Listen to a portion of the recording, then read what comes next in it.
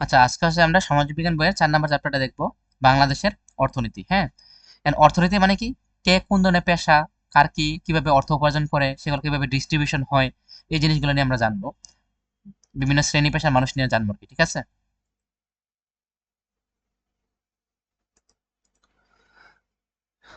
তো বাংলাদেশের অর্থনীতি মূলত কৃষি নির্ভর, এটা আমরা আগের চ্যাপ্টারগুলোতেও পড়ছি।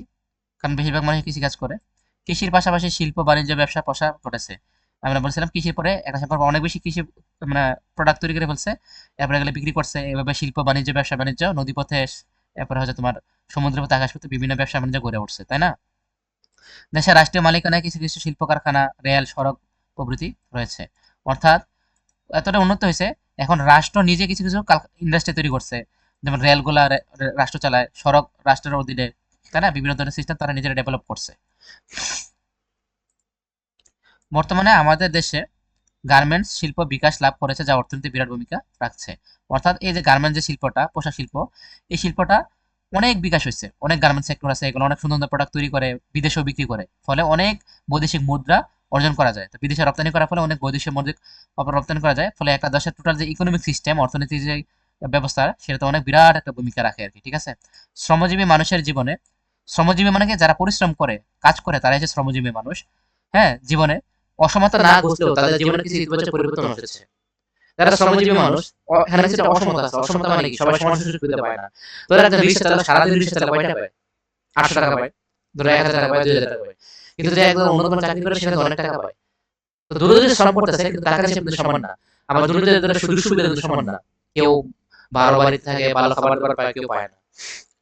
তার মানে এখানে কিছুটা অসমতা হয়, যার যার স্কিল অনুযায়ী আর কি, যার যে দক্ষতা সেই অনুযায়ী কিছুটা পার্থক্য তৈরি হয়, তাই না? কিন্তু কিছু ইতিবাচক পরিবর্তন তো হয়েছে, যে পরিশ্রম করবে সে কিছু না কিছু সুযোগ সুবিধা পাবে, তার জীবন উন্নত হবে। তাহলে কিছু ইতিবাচক পরিবর্তন হয়েছে। তো এটা একটা দেশ টিকে থাকার জন্য দরকার আর কি। তো অর্থনৈতিক উন্নতি ছাড়া কোনো দেশ ও জাতি টিকে থাকতে পারে না। অর্থাৎ দেশের যদি উন্নতি না হয়, তাহলে দেশ তো তার মানুষের সকল চাহিদা পূরণ করতে পারবে না। ধর এখন হাসপাতাল লাগবে, শিক্ষা লাগবে, বিভিন্ন ধরনের সুযোগ সুবিধা লাগবে, রাস্তাঘাট লাগবে। তো অর্থনৈতিক অবস্থা, টাকা পয়সা যদি না থাকে, তাহলে ওই দেশের কি উন্নতি হবে? জাতির তো উন্নত হবে না, তাহলে শিক্ষা ব্যবস্থা উন্নত হবে না, অনেক কিছু উন্নত হবে না। এই জন্য অর্থনৈতিক উন্নতি করা লাগবে। দেশ থেকে বেকারত্ব, দারিদ্র্য দূর করতে পারলে দেশের জনগণ উন্নত জীবনযাপন লাভ করতে পারবে। এই যে ধরো অনেকে, ধরো বাংলাদেশের অর্থনৈতিক কর্মসংস্থান নাই, তো চাকরি বাজার খুবই খারাপ অবস্থা, এই জন্য অনেকে বেকার। আবার দেখা গেছে অনেকে খুবই গরিব। তো এই কারণে বাংলাদেশের জনগণ অনেক সময় উন্নত হয় না, তাই না? তাই জন্য উন্নত জীবনযাপন যদি করা যদি দরকার হয়, তাহলে বেকারত্ব দূর করতে হবে। তাহলে বেকারত্ব দূর করলে কি হবে? অনেকে চাকরি পাবে। তো সে চাকরি পেলে তার নিজের লাইফ শুধু উন্নত হবে না, নিজের জীবন ছাড়াও তার পরিবারে যারা আছে তাদের জীবন উন্নত হবে। আবার দরিদ্রতা গোষ্ঠীটা দরিদ্রের সামনে আগে আসবে, তারাও বিভিন্ন ধরনের দক্ষ কাজ করবে, ফলে দেশের অর্থনীতিতে সেটা ভূমিকা রাখবে।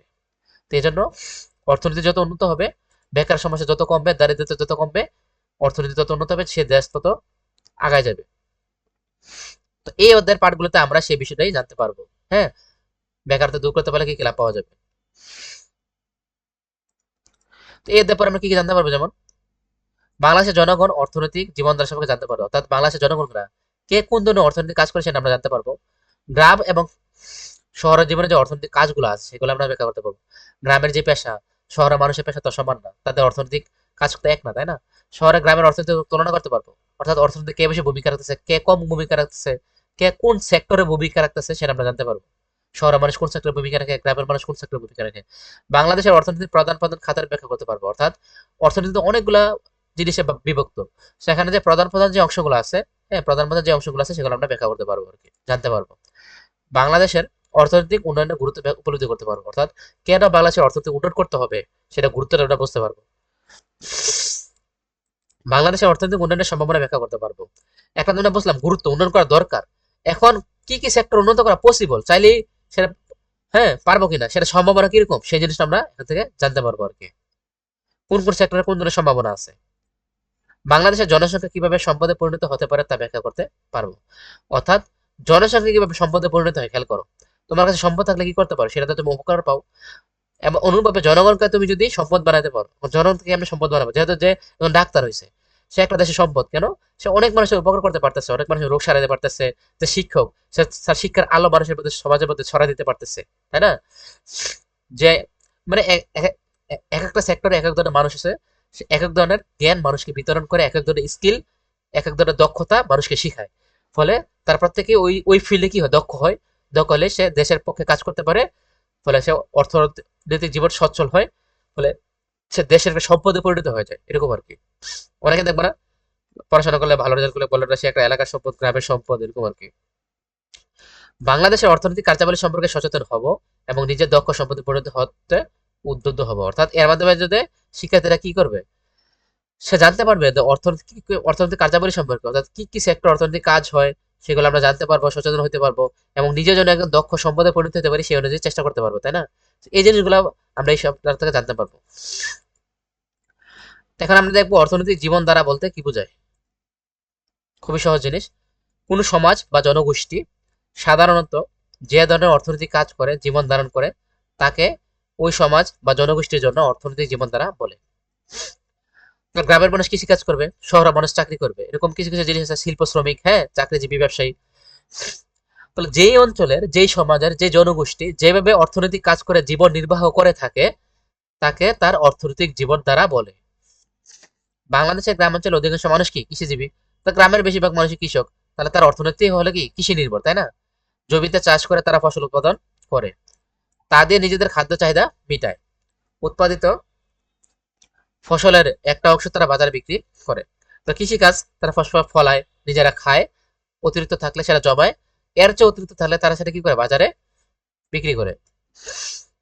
তো বিক্রি করলে টাকা পাবে, সেই অর্থ সংসারের অন্য প্রয়োজন মেটায়। তো বিক্রি করে কারো পড়াশোনার খরচ চালায়, কেউ কোনোটা বাজার কিনে, কেউ গাড়ি যাতায়াতের খরচের পিছনে ব্যয় করে, কেউ স্বাস্থ্যের পিছনে ব্যয় করে, কেউ শিক্ষার পিছনে ব্যয় করে, তাই না? তো এভাবে সে তার অর্থনৈতিক প্রয়োজনটা মিটাচ্ছে। এই যে বাড়তি শস্য উৎপাদন করে তারা দেশবাসীর খাদ্য যোগান দেয়। তো সবাই তো আর কৃষক না, সবাই তো ফসল উৎপাদনও করে না। তো যারা উৎপাদন না করে তারা কি না খায় থাকবে নাকি? তো তারা কি করবে, তারা কিনে নিবে। তো কিনলে যারা ফসল উৎপাদন করতেছে তারা টাকাটা পাচ্ছে, ফলে তাদের অর্থনৈতিক লাভ হচ্ছে। আবার যারা হচ্ছে গিয়ে অন্যান্য সেক্টর থেকে উপার্জন করে, টাকা অর্জন করে, তারা ওই খাবারগুলো কিনতেছে, ফলে তার নিজের খাবার চাহিদাও পূরণ হচ্ছে, তাই না? এভাবে তারা অর্থনৈতিক উন্নয়নে ভূমিকা রাখে। তাহলে একজন কৃষকও কিন্তু অর্থনৈতিক উন্নয়নে ভূমিকা রাখে, কারণ কৃষক যদি ফল না ফলাইতো, ফসল না ফলাইতো, তাহলে সারা দেশের মানুষ কিন্তু না খাওয়া লাগতো, কারণ কয়দিন দেশের বাড়ি থেকে কিনে আনা সম্ভব, তাই না? এভাবে দেশের অর্থনীতিতে ভূমিকা তারা রাখে। একইভাবে শহর অঞ্চলের শ্রমিক, শিল্পপতি, চাকরিজীবী, শিল্পপতি মানে বড় বড় ব্যবসায়ী, চাকরিজীবী ব্যবসায়ীদের অর্থনৈতিক জীবন দ্বারা শিল্প কিংবা ব্যবসা কেন্দ্রিক। অর্থাৎ গ্রামে যেমন কৃষি কেন্দ্রিক, এখানে শিল্প কেন্দ্রিক, ইন্ডাস্ট্রি বেসড, হ্যাঁ, চাকরি কেন্দ্রিক বা ব্যবসা কেন্দ্রিক। তারাও অর্থনীতিতে ভূমিকা রাখতে পারতেছে, কারণ তারা বিভিন্ন ধরনের টাকা পয়সা কিনে ফসলগুলো কিনতেছে। কৃষকদেরও ফসল তৈরি করলো, বিক্রি যদি না করতে পারে তো লাভ আছে? তো বিক্রি করার জন্য মানুষ লাগবে, তো শহরের মানুষ বা যারা চাকরিজীবী তারা এগুলো কিনতেছে। আবার বিভিন্ন যারা শিল্প কারখানা চাকরি করে, তার বিভিন্ন ধরনের যন্ত্রপাতি আবিষ্কার করতেছে, এগুলোকে আবার কৃষকরা কাজে লাগিয়ে বেশি বেশি ফসল তৈরি করতে পারতেছে। তার মানে কি সবাই ভূমিকা রাখতেছে আর কি। তাহলে বাংলাদেশের গ্রামীণ অর্থনীতি কিরকম, গ্রামীণ অর্থনীতি মানে গ্রামাঞ্চলের দিকে অর্থনীতি কিরকম সেটা আমরা জানবো। বাংলাদেশের বেশিরভাগ মানুষ গ্রামে বাস করে, এটা আমরা জানি। গ্রামের অধিকাংশ লোক কৃষিজীবী, সেটা আমরা জানি। কৃষি তাদের জীবিকার প্রধান অবলম্বন, অর্থাৎ তারা যে জীবিকা, জীবন যে চালাবে সেটা প্রধান অবলম্বনই হচ্ছে তাদের কৃষি। এমনিভাবে যাদের নিজস্ব জমি নেই তারাও অন্যের জমিতে কাজ করে জীবিকা নির্বাহ করে। অনেক আছে জমি নেই কিন্তু জমি বাগে নেই, নিয়ে সেখানে কৃষি কাজ করে। অর্থাৎ দেশের কয়েক কোটি মানুষ তাদের জীবিকার জন্য সরাসরি কৃষির উপর নির্ভরশীল। এজন্যই বলা হয় বাংলাদেশকে কৃষি প্রধান দেশ।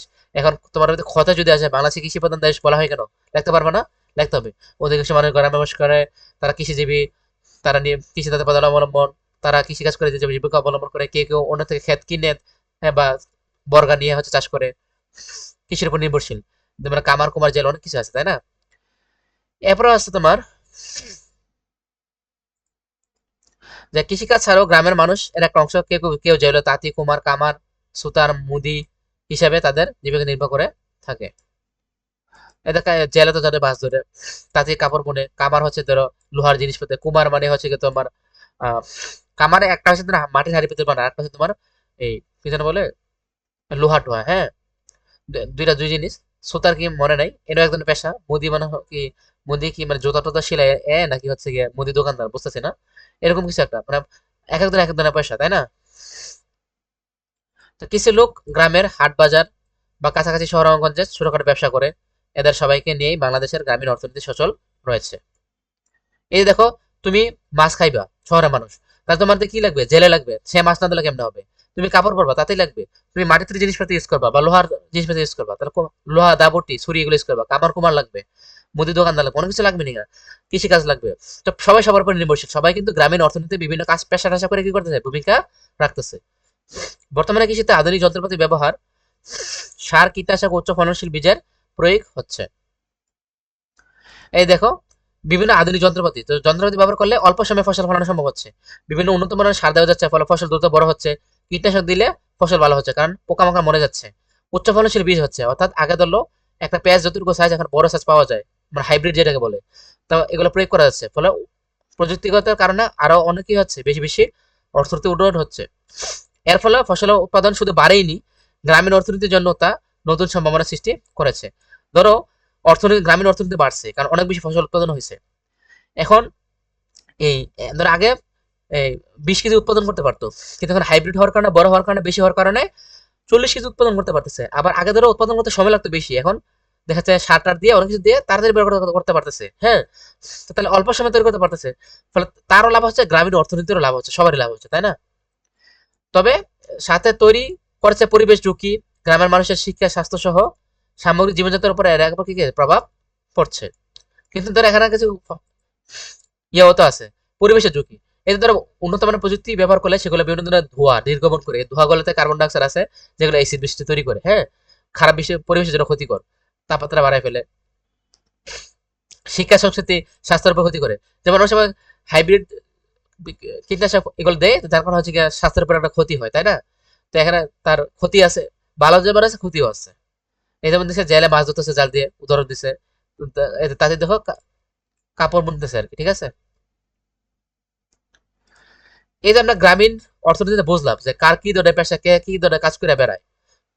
এখন এটা গুরুত্বটা কেন বেশি, দেখো আমাদের দেশের মোট খাদ্য চাহিদার বড় অংশ আসে কৃষি থেকে, অর্থাৎ যে চাহিদাটা বড় অংশ কৃষি কাজ, তো মানুষের যে চাহিদাগুলো আছে বড় একটা অংশ কৃষি থেকে আসে, মানুষ যা ব্যবহার করে কোনো না কোনো ভাবে এগুলো কৃষি পণ্য, তাই না? ফলে এগুলো কৃষি কাজ থেকে আসে, আর গ্রামের মানুষটাই এর উৎপাদক, অর্থাৎ শহরের মানুষ থেকে শুরু করে যারাই যত ধরনের কৃষি কাঁচামাল ব্যবহার করে খাবার টাবার খায়, বেশি করে তো গ্রামের থেকে আসে বা কৃষকরা তৈরি করে, তাহলে এটা গুরুত্ব কিন্তু অপরিসীম। শহরের মানুষ কিন্তু তাদের ভূমিকা, তাদের অবদান কিন্তু বলতে পারবে না, তাই না? অস্বীকার করতে পারবে না। দেশের শিল্পের কাঁচামাল অন্যতম উৎস কিন্তু গ্রামীণ কৃষিখাত, অর্থাৎ দেশে যে বিভিন্ন ধরনের শিল্প গড়ে উঠছে সেগুলো যে কাঁচামাল, সেগুলো কিন্তু কৃষি সেক্টর থেকেই আসে। অর্থাৎ দেশের শিল্প বাণিজ্য, জনগণের কর্মসংস্থান বিষয়টি অনেকাংশে গ্রামীণ অর্থনীতির উপর নির্ভরশীল। অর্থাৎ ব্যবসা বাণিজ্য কতটুকু লাভ হবে, প্রসার হবে, হ্যাঁ, বিভিন্ন ধরনের ইন্ডাস্ট্রি গড়ে উঠবে কি উঠবে না, সেগুলো নির্ভর করতেছে গ্রামীণ অর্থনীতির উপর। কারণ এগুলো যে কাঁচামাল, যে জিনিসগুলো দিয়ে ইন্ডাস্ট্রি চলবে বা লাগবে, সেই জিনিসগুলো বেশিরভাগই গ্রাম কেন্দ্রিক, তাই না? গ্রাম থেকে আসে, যার জন্য হচ্ছে গিয়ে গ্রামীণ অর্থনীতির গুরুত্ব অনেক বেশি। এভাবে গ্রামীণ অর্থনীতি এখনো আমাদের জাতীয় যে অর্থনীতির মূল ভিত্তি হিসেবে কাজ করছে। অর্থাৎ বাংলাদেশের গভর্নমেন্টের বা দেশের যে জাতীয় মূল অর্থনীতি, সেটা মূল ভিত্তি হচ্ছে কৃষি অর্থনীতি এবং গ্রামীণ অর্থনীতি। কারণ শহরের অনেক জিনিসই তাদের উপর নির্ভরশীল, ঠিক আছে?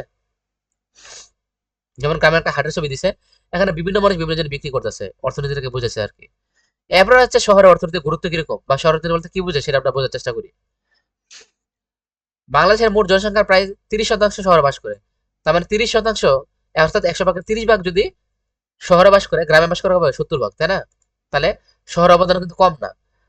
রাজধানী ঢাকা, বন্দরনগরী চট্টগ্রাম, শিল্পনগর নারায়ণগঞ্জ, খুলনায় বাস করে বিপুল সংখ্যক মানুষ বসবাস, খুলনায় বাস করে বিপুল সংখ্যক মানুষ বাস করে।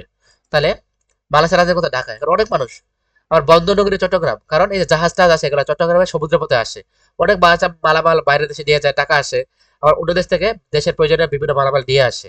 তাহলে বন্দরনগরের ভূমিকা অপরিসীম। আবার রাজধানী কেন্দ্রিক বাংলাদেশের অনেক কাজ হয়, তাহলে ঢাকার গুরুত্ব পরিসীম। আবার যে শিল্পনগরী ঢাকা এবং খুলনা, তাদের গুরুত্ব অপরিসীম, তাই না? তাহলে এগুলো যে এক একটা বড় বড় শহর, তাদের গুরুত্ব কিন্তু কম না, কারণ বিদেশ থেকে যে মালটা আসে বা, তাই না? এদের শহরের ভূমিকা কিন্তু কম না। এছাড়া শহর ছাড়াও বিভিন্ন যে বিভাগীয় জেলা উপজেলা যে শহরে বসবাসকারী মানুষ আছে, তারা অফিস আদালত, শিল্প, ব্যবসা বাণিজ্য, কলকারখানা, চাকরি, ব্যবসা বাণিজ্য, যানবাহন চালনা, নানা ধরনের দিনমজুর বাসা বাড়িতে সহায়তাকারী হিসেবে কাজ করে জীবিকা নির্বাহ করে থাকে। এই যে বন্দর গুলা বললাম, জাহাজ তাদের ভূমিকা, শিল্প নগর, নারায়ণগঞ্জ, খুলনা, এগুলোতে জাহাজ সমুদ্রপথে চলাচল করে, এগুলো যেমন ভূমিকা আছে। এবার শহর ছাড়া বিভাগীয় শহরে, হ্যাঁ, উপঅঞ্চলগুলোতে যে মানুষগুলো বসবাস করে, জেলা উপজেলায়, হ্যাঁ, যে মানুষগুলো বসবাস করে, অফিস আদালতে যারা চাকরি করে, ব্যবসা বাণিজ্য যারা করে, যানবাহন যারা চালায়, যারা দিনমজুর বা অন্য বাড়িতে কাজ টাজ করে, প্রত্যেকেই কিন্তু কোনো না কোনো ভাবে উপার্জন করতেছে, দেশের কাজে ভূমিকা রাখতেছে, ঠিক আছে। শহরের জনগোষ্ঠীর মধ্যে যারা ধনী তারা নগরীর অভিজাত এলাকায় বসবাস করে, অর্থাৎ একটা, হ্যাঁ, এই তোমার জেলার বা একটা শহরের বা ওই নগরের সবচেয়ে অভিজাত এলাকা, সবচেয়ে সুন্দর এলাকা, হাইফাই এলাকা, ওই এলাকার মধ্যে হচ্ছে গিয়ে ধনী যে শ্রেণীর লোকরা তারা হচ্ছে বসবাস করে, ঠিক আছে। মধ্যবিত্ত ও নিম্নবিত্ত মানুষও তাদের সামর্থ্য অনুযায়ী নিজস্ব বা ভাড়া ভাড়া বাসায় থাকে। যারা মধ্যবিত্ত, মধ্যবিত্ত মানে খুব বেশি ধনী না, আবার খুব গরিবও না, তারা হচ্ছে মধ্যবিত্ত।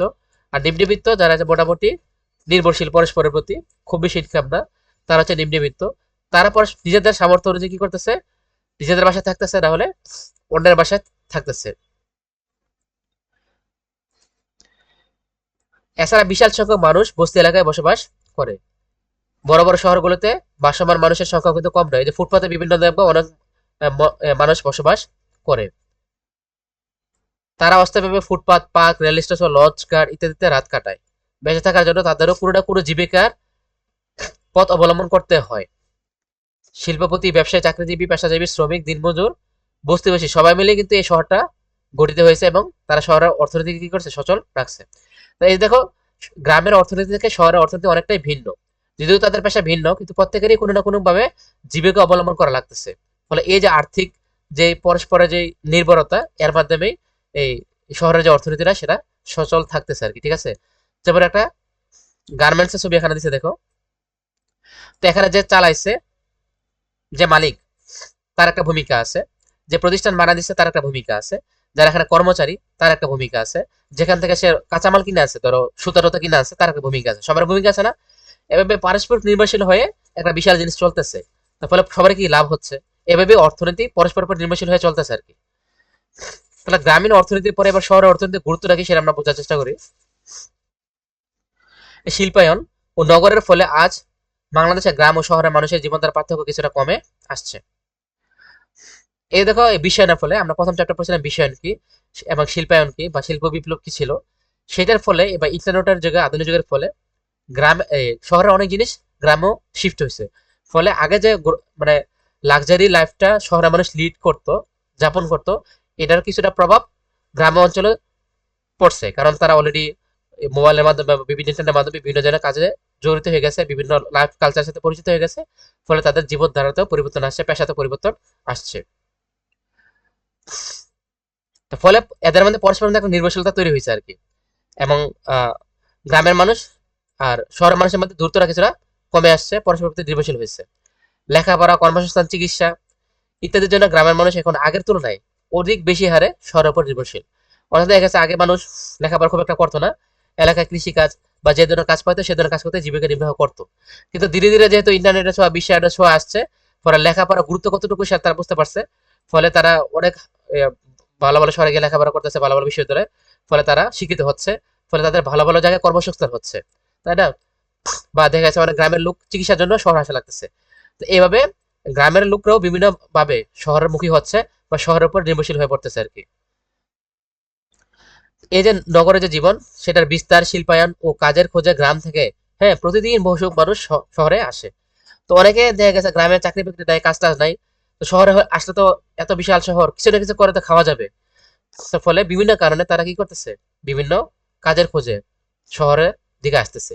লেখাপড়া ছাড়াও অনেক কাজে আসতেছে। তাছাড়া উঠতি ধনী ব্যক্তিরা সবাই শহরেই থাকে, ফলে মোট উৎপাদনের শহরের অর্থনীতির ভূমিকা অনেক বেশি বেশি। ধনী ব্যক্তিরা বিভিন্ন বড় বড় কাজ করে, বিভিন্ন বড় বড় প্রজেক্ট দেয়, বিভিন্ন বড় বড় ইন্ডাস্ট্রি দেয়, ফলে এখান থেকে অনেক টাকা পয়সা আসে। ফলে বাংলাদেশের অর্থনীতির বড় একটা অংশ কিন্তু তাদের মধ্যে থেকে আসে, ধনীদের থেকে। তাহলে গ্রামীণ অর্থনীতি যেভাবে গুরুত্ব আছে, একইভাবে শহরের অর্থনীতি সেটার কিন্তু গুরুত্ব অনেক আছে, ঠিক আছে। ফলে যাতে যেমন শহরের যে জনগণ, তাদের ভূমিকা দিন দিন আরো গুরুত্বপূর্ণ হয়ে উঠেছে। তাহলে বাংলাদেশের অর্থনীতি, গ্রামীণ যে অর্থনীতি সেটারও গুরুত্ব অপরিসীম, শহরের যে অর্থনীতি সেটা গুরুত্ব অপরিসীম, পরস্পর পরস্পর নির্ভরশীল আর কি। কোনো না কোনো সেক্টরে বেটার, কোনো না কোনো সেক্টরে একটু লোয়ার গ্রেডের, কিন্তু হচ্ছে পরস্পরই পরস্পর প্রতি নির্ভরশীল। এখন ধরো আমরা যে বাংলাদেশের অর্থনীতির বিভিন্ন খাত বা সেক্টর গুলো আছে সেগুলো একটু বুঝতে চাই, তাহলে অর্থনীতি সম্পর্কে আরেকটা আমরা বিস্তারিত ধারণা পাবো আর কি।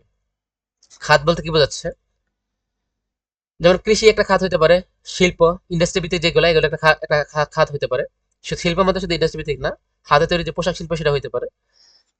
ব্যবসা বাণিজ্য বাণিজ্যিক খাত হতে সেবা খাত হতে পারে, যে বিভিন্ন সেবা প্রতিষ্ঠান এনজিও বা আবার চিকিৎসা যে সেক্টর গুলো আছে এগুলা। তার মানে তোমার কিছু কিছু অর্থনীতি কৃষি রিলেটেড, কোনোটা হচ্ছে ইন্ডাস্ট্রি রিলেটেড, কোনোটা ব্যবসা বাণিজ্য, কোনোটা হচ্ছে তোমার সেবা, এই রিলেটেড আর কি, ঠিক আছে। আবার একটা অর্থনীতিতে আছে যে প্রবাসীদের প্রেরিত যে অর্থ, রেমিটেন্স যা পাঠায়, যারা বিদেশে যায় টাকা যা পাঠায়, তাদেরও একটা প্রবাসীদের যে প্রেরিত যে অর্থ সেটারও একটা ভূমিকা আছে। তাহলে সেক্টরগুলো আপনার বিভিন্ন ধরনের হতে পারে, কৃষি হতে পারে, শিল্প বা ব্যবসা বাণিজ্য, সেবা, রেমিটেন্স, বিভিন্ন কিছু হতে পারে। এখন আমরা প্রত্যেকটা সেক্টর নিয়ে যদি অল্প করে একটু জানতে চাই, প্রথমে কৃষি সেক্টরটা, এটা অলরেডি অনেক বলা হয়েছে যে প্রাচীনকাল থেকে এদেশের মানুষ কৃষিকাজ করে আসছে, সেটা আমরা জানি। বর্তমানে বেশিরভাগ মানুষ কৃষির উপর নির্ভরশীল, কারণ আমরা দেখতেছি যে শহরে হচ্ছে তোমার 30% লোক থাকে, 70% লোক গ্রামের দিকে থাকে। ফলে বেশিরভাগ মানুষ কৃষির উপর নির্ভরশীল। ধান, পাট, চা, ডাল, রবি শস্য। রবি শস্য বিভিন্ন ফসলের মৌসুম, শীতকালে বেশি, বিশেষ করে যেগুলো হয় এগুলো হচ্ছে রবি শস্য। শাকসবজি, ফলমূল উৎপাদন, বনজ সম্পদ, মানে বনে যে সম্পদগুলো পাওয়া যায়, মধুর আহরণ করা থেকে শুরু করে সবকিছু, পশুপালন, মাছ চাষ, সবগুলো কিন্তু কৃষি চাষের কৃষি খাতের মধ্যে ধরা হয়। তার মানে দেখো, কৃষির কিন্তু অনেকগুলো বড় বড় সেক্টর আছে, এগুলো অর্থনীতিতে ভূমিকা রাখে। আমাদের যে জাতীয় অর্থনীতি আছে, এখানে প্রায় কৃষির অবদান প্রায় 12%। একজ্যাক্ট ফিগারটা 11.7 ছিল, কিন্তু এখানে 12% দেখাচ্ছে আর কি তোমাদের বইয়ে। তো তার কৃষির ভূমিকা কিন্তু কম না, প্রায় 100 ভাগের 12 ভাগ ভূমিকা কৃষি সেক্টর গুলো রাখতেছে, তো এর গুরুত্ব কিন্তু অপরিসীম। এরপর আমরা শিল্প কারখানাগুলো যদি তাকাই, শিল্প কারখানা অনেকগুলো আছে। যেমন কারখানা যেগুলো উৎপাদন বিভিন্ন সামগ্রী আছে, অর্থাৎ বড় বড় ডিভাইস, হ্যাঁ, যন্ত্রপাতি আমরা যে ইউজ করতেছি, ব্যবহার করতেছি, এগুলো কিন্তু কারখানা তৈরি হইতেছে। আমরা যে বিদ্যুৎ ব্যবহার করি, গ্যাস ব্যবহার করি, বিভিন্ন খনিজ সম্পদ বা বিল্ডিং বানানো হয়, বা যে অবকাঠামোগুলো নির্মাণ করা হয়, সবগুলো কিন্তু শিল্প খাতের অন্তর্ভুক্ত, ঠিক আছে। বাংলাদেশের উল্লেখযোগ্য শিল্প সামগ্রী হলো পাট এবং চারমাদার দ্রব্য এবং সুতা এবং কাপড়। এখন তোমার কাছে মনে হইতে পারে চামড়া, সুতা এগুলো কৃষি না, এগুলো কৃষি না। পাট থেকে যে চামড়াজাত পাটের ব্যাগ বা চামড়া দিয়ে যে জুতা টুতা বানানো হয়, বা সুতা দিয়ে যে কাপড় টাপড় বানানো হয়, এগুলো কিন্তু ইন্ডাস্ট্রির মাধ্যমে তৈরি করা হয়, যেটা একটা শিল্প। হ্যাঁ, এগুলো কিন্তু কৃষিখাত না। এছাড়া হচ্ছে কাগজের কল, ওই যে আমরা খাতা টাতা লিখি, বই টই ছাপানো হয়, যে পোশাক বানানো হয়, বা বিভিন্ন ধরনের যে আসবাবপত্র, ঘর ব্যবহারের আসবাবপত্র তৈরি করা হয়, তোমার কাঁচের থেকে শুরু করে বাসন কুসর, কিংবা ধরো খাট, ফ্রিজ, আলমারি, সবকিছু, সবগুলো কিন্তু শিল্প খাতের অন্তর্ভুক্ত। তারপরে যে চিনি তৈরি করা হয়, যে চিনি কল সেগুলা, বা বিভিন্ন ধরনের প্রসেসিং করে যে খাদ্য বানানো হয়, যেমন চিপস, এটা কিন্তু আলু বিভিন্ন ধরনের ফসল টসল মিক্স করে বানাইছে, কিন্তু এটা তো কৃষি পণ্য না, এগুলো প্রক্রিয়া করে বানাইতে হয়েছে, যেটা হচ্ছে শিল্প খাতের অন্তর্ভুক্ত আর কি, ঠিক আছে। পেট্রোল, রাসায়নিক দ্রব্য, ওষুধ যে বানায় ইন্ডাস্ট্রিতে, সবগুলো মিলে হচ্ছে কি এই শিল্প খাতটা। তো সবচেয়ে বেশি বড় ভূমিকা হচ্ছে এই সেবা শিল্প খাত থেকে, প্রায় 38%, ঠিক আছে। তো বাংলাদেশের জিডিপিতে, জিডিপি হচ্ছে গ্রোস ডোমেস্টিক প্রোডাক্ট আর কি। এটার ব্যাখ্যা আমরা সামনে চ্যাপ্টার গুলো হয়তো পড়বো। জিডিপি মানে হচ্ছে, ধরো একটা দেশে মোট এক বছর যেই পরিমাণ সেবা সে উৎপাদন করতে পারে, সেটা হচ্ছে তার জিডিপি। এখানে যদি বিদেশি নাগরিক থাকে, সেটাও জিডিপিতে অন্তর্ভুক্ত হবে, কিন্তু দেশের যে লোকগুলো বিদেশে আছে তাদের গুলো অন্তর্ভুক্ত হবে না। ওটা হচ্ছে গ্রোস ন্যাশনাল প্রোডাক্ট। হ্যাঁ, এটা হচ্ছে গ্রোস ডোমেস্টিক প্রোডাক্ট। তো এটা হচ্ছে জিডিপি। জিডিপির প্রায় 38% হচ্ছে গিয়ে শিল্প খাত থেকে আসে। এরপরে যদি ধর আমরা ব্যবসা বাণিজ্যের ভূমিকা পড়তে চাই, অভ্যন্তরীণ এবং বৈদেশিক বাণিজ্য আমাদের অর্থনীতির একটা প্রধান খাত। আমাদের ব্যবসা বাণিজ্য দেশে একটা অঞ্চলের সাথে একটা অঞ্চলের, হ্যাঁ, ধরো ঢাকার সাথে হচ্ছে ধরো সিলেটের এরকম, বা চট্টগ্রামের এরকম, আবার চট্টগ্রামের সাথে বাইরের বিভিন্ন দেশের সাথে কিন্তু কি হয়, বাণিজ্য হয়। তাই এই ব্যবসা বাণিজ্যটা দেশের সাথে দেশের হয়, বিভিন্ন দেশের অথবা দেশের অভ্যন্তরে বিভিন্ন যে জেলাগুলো আছে তাদের সাথেও হয়। অভ্যন্তরীণ বাণিজ্য বলতে আমরা দেশের ভেতরে ব্যক্তিগত ও প্রাতিষ্ঠানিক উদ্যোগে জিনিসপত্র কেনাবেচাকে বোঝাই। অর্থাৎ অভ্যন্তরীণ মানে দেশের ভিতরে বিভিন্ন ব্যক্তি বা প্রতিষ্ঠান যে ধরনের কেনাবেচা করে থাকে বা উৎপাদন করে থাকে, এগুলো হচ্ছে অভ্যন্তরীণ। আর যেগুলো হচ্ছে দেশের বাইরে, সেগুলো হচ্ছে বৈদেশিক। দেশের অর্থনীতিকে সচল রাখতে এই অভ্যন্তরীণ বাণিজ্য একটি গুরুত্বপূর্ণ ভূমিকা পালন করে। এখন দেশের অর্থনীতি সচল থাকবে কিভাবে? গ্রামের মানুষ, শহরের মানুষ পরস্পর নির্ভরশীল। এই শহরের মানুষের অনেক জিনিস দরকার যেগুলো গ্রামে পাওয়া যায়, আবার গ্রামের মানুষের অনেক জিনিস দরকার যেগুলো শহরে লাগবে। তাহলে এভাবে পরস্পরের মাধ্যমে বেচা কেনা হয়, তাই না? এভাবে পরস্পরের উপর নির্ভরশীল হওয়ার মাধ্যমে তারা অর্থনীতিকে কি রাখে, সচল রাখে। দেশের অভ্যন্তরীণ চাহিদা মেটাতে আমরা যেমন কিছু পণ্য বিদেশ থেকে আমদানি করি। আমদানি আমি বলছিলাম, আমদানি মানে অন্য দেশ থেকে নিজের প্রয়োজনে কিছু কিনে নিয়ে আসে, এটা আমদানি। আবার যেগুলো উচ্ছিষ্ট বা অতিরিক্ত আছে সেগুলো অন্য দেশে পাঠানো, বিক্রি করা, সেগুলো হচ্ছে রপ্তানি। তো দেশের চাহিদা মেটাতে আমরা কি করি, কিছু কিছু পণ্য কি করি দেশের বাইরে থেকে নিয়ে আসি। আবার দেশে যে সকল পণ্য অনেক পর্যাপ্ত পরিমাণ আছে, এর একটা অংশ কিন্তু আমরা বিদেশে কি করি, রপ্তানিও করি। তাহলে কিছু কিছু সব আমরা আমদানি করি, কিছু কিছু সব আমরা কি করি, রপ্তানি করি। এভাবে রপ্তানিকৃত পণ্য থেকে অর্জিত বৈদেশিক মুদ্রা আমাদের অর্থনীতিকে শক্তিশালী করে। এই যে দেখো, আমরা যে রপ্তানি করতেছি তারা তো আমাদেরকে ডলার দিবে, টাকা দিবে, তাই না? তো এই যে বৈদেশিক মুদ্রা, বিদেশি টাকাটা পাচ্ছি, ফলে আমাদের অর্থনীতি কি হচ্ছে, সচল হচ্ছে, শক্তিশালী হচ্ছে। এরপর হচ্ছে সেবা খাত। সেবা খাতটা কি, যে কোনো দেশের অর্থনীতিতে সেবা খাত সবচেয়ে বড় ভূমিকা পালন করে থাকে। যেমন শিক্ষা, স্বাস্থ্য, আবাসন, পরিবহন, যোগাযোগ, ব্যাংকিং, বীমা, জনপ্রশাসন, আইন শৃঙ্খলা বাহিনী, এগুলো হলো সেবা খাতের উদাহরণ। এগুলো কেমনে সেবা খাতের উদাহরণ হয় আমি এটা বুঝাই বলতেছি। শিক্ষা, যারা শিক্ষিত হয় তারা কি করে, দেশের মানুষের তোমার হচ্ছে গিয়ে এই মানসিক বা আত্মিক উৎকর্ষ সাধনে বা বিভিন্ন দক্ষতা অর্জন করতে সহায়তা করে। স্বাস্থ্য, যারা ডাক্তার তারা একটা সেবা দিয়ে থাকে। যারা বিল্ডিং টিল্ডিং বানায়, আবাসন, তারা একটা সেবা দিয়ে থাকে। যারা পরিবহন, যোগাযোগ, হ্যাঁ, তাদের মাধ্যমে আমরা এক জায়গা থেকে অন্য জায়গায় যেতে পারি, তারপরে তারা একটা সেবা আমাদের কাছে পৌঁছাচ্ছে। যারা ব্যাংকিং, বীমা, তারা আমাদের টাকা পয়সা গচ্ছিত রাখতেছে অথবা লেনদেন করতে সাহায্য করতেছে। প্রশাসন আমাদের বিভিন্ন কাজে হেল্প করে। আইন শৃঙ্খলা বাহিনী আমাদের বিভিন্ন কাজে হেল্প করে। তো প্রত্যেকেই কোনো না কোনো ভাবে আমাদেরকে সেবা দিচ্ছে। এই জন্য সবগুলো সেক্টরই সেবা খাতের অন্তর্ভুক্ত। সরকারি বেসরকারি উভয় উদ্যোগে এই খাতে পরিচালিত হয়। কিছু কিছু ব্যাংক আছে প্রাইভেট ব্যাংক, কিছু কিছু গভর্নমেন্ট ব্যাংক, তাই না? কিছু কিছু তোমার বাস আছে যেগুলা গভর্নমেন্টের, কিছু কিছু বাস আছে ব্যক্তিগত বা প্রাইভেট প্রতিষ্ঠানের। কিছু কিছু বাসে দেখবে সরকারি, কিছু কিছু বাসে দেখবে আবার বেসরকারি। তারপরে সরকারি এবং বেসরকারি উভয়ই কি আছে, সেবা খাতে ভূমিকা আছে।